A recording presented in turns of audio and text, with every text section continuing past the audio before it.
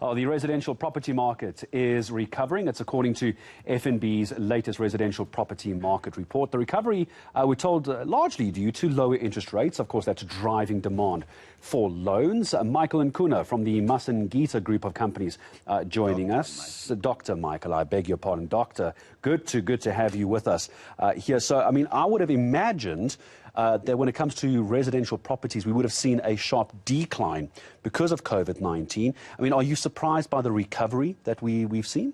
Well, I'm not surprised because, you see, the government acted swiftly and the Reserve Bank, acted very swiftly by dropping the interest rate.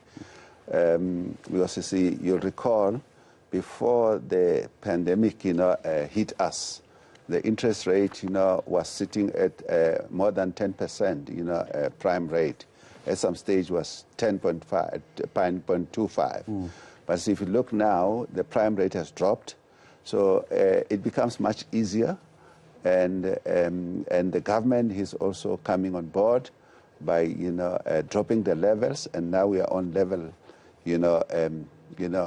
Level 1, yeah. And as you all know, that, I'm a retail property development specialist, and our shopping centers were not highly patronized because of the COVID, and now we're starting to see the increase of feet in those shopping centers. So yes, we're moving in the right direction. How long do you think the recovery will take? Would you estimate until we're back to pre-COVID-19 levels? Will we ever get back to that level, do you think? We will. In all my interviews that I've been interviewed, I've been a positive man because I believe in this country. And I'm also challenging those who are sitting with money who are fearful to invest in this country, to invest in this country. This country is the best country in the world. And some of us, even if I were to have 10 billion sitting in London, I'll never immigrate to London because, you see, my ancestors are here. Why is there a fear, do you think, in investing here? Is there still that fear? What do you tell those people who don't want to? Well, we are talking to the government. We'll be talking to the president as well, together with, the DTIC, to make some concession in terms of tax. If you look, we're coming from the apartheid time, and we used to have, the homelands. And the homelands, they were created by the apartheid government. And what they did good there, yes, apartheid was bad, but there are some good elements.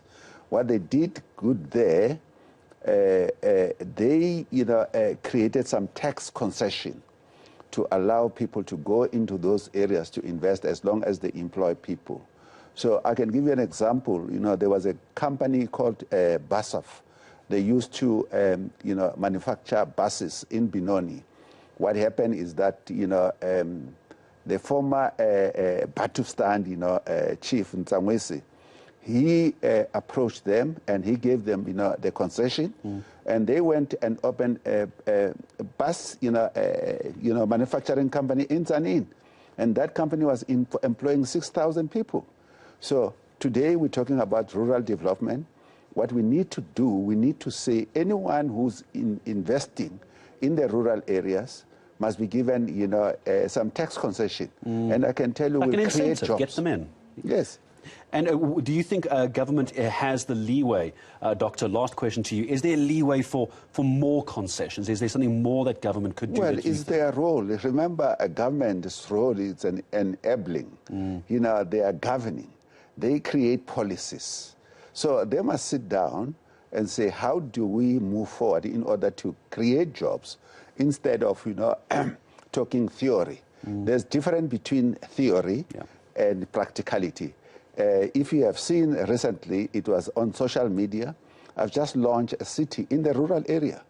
And that city is going to bust. And I can tell you it will be the first. I'm here to create history. I'm here to write a thesis.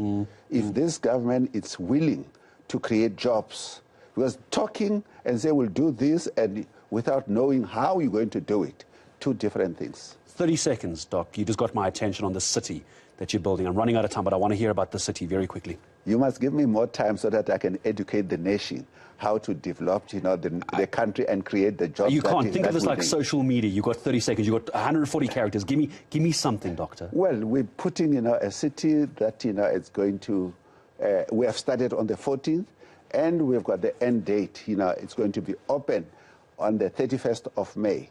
The difference between us and, government, we've got the start and the end date. So they start in government, a clinic, and that clinic, through escalation, it will take 10 years before it gets finished. And the cost of it will be 10 million. By the time it's finished, it will be 100 million. Simply because, you see, someone wants to sniffle money out of the system. So with us, we've got limited, resources.